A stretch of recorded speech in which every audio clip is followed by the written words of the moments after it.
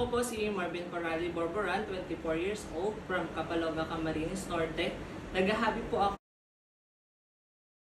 Ako po si Marvin Corrali Borboran, 24 years old, from Kapaloga, Camarines Norte.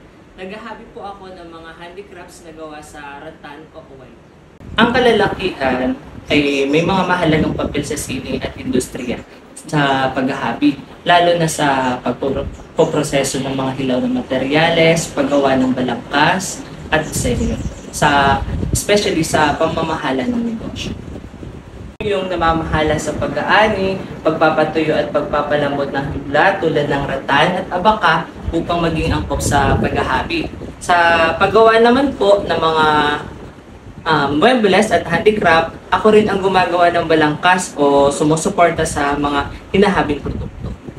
Noong panahon, ang mga lalaki ay lumalahok sa disenyo at inobasyon, nag-iimbento rin ng mga makabagong kagamitan at tumutulong sa pagpapabuti ng proseso ng paghahabi. Marami rin ang namamahala sa produksyon at distribusyon at sa marketing upang dalhin ang mga produktong hinabi sa lokal at pandaigdigang merkado. Sa pamamagitan ng aming kontribusyon sa technical, malikhaing at pangnegosyong aspeto, ang sining at industriya ng paghahabi ay patuloy na lumalago at naipapasa sa susunod na henerasyon.